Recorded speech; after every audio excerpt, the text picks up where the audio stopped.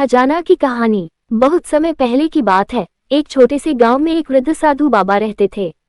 वह अपनी साधना में इतने व्यस्त रहते थे कि गांव के लोग उन्हें ठीक से पहचानते भी नहीं थे। साधु बाबा के बारे में एक किंवदंती थी कि उनके पास एक बड़ा खजाना छिपा हुआ है, लेकिन किसी को भी उसकी जानकारी नहीं थी।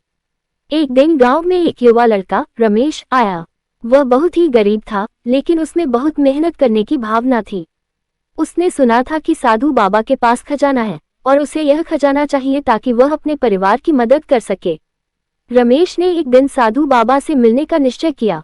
वह बाबा के पास गया और बोला, बाबा, मुझे खजाना चाहिए। मुझे लगता है कि आप ही के पास वह खजाना होगा जो मेरी जिंदगी बदल सकता है।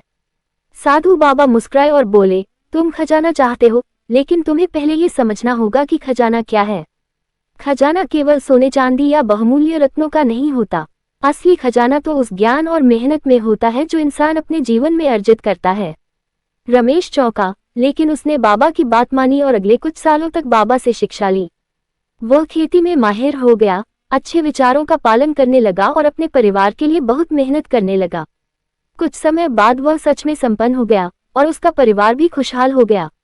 एक दिन जब रमेश ने फिर से बाबा से मिलने का निश्चय किया, तो बाबा ने उसे बताया, तुमने सही रास्ता अपनाया और असली खजाना पाया।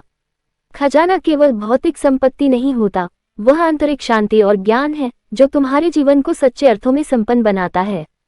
रमेश अब समझ चुका था कि खजाना सच में क्या होता है। वह गांव में वापस गया और वहां के लोगों को भी अपनी सीख देने लगा। कहानी से शिक्षा। सच्चा खजाना वह होता है जो हमें भीतर से समृद्ध करता है, ज्ञान, मेहनत और आत्मविकास।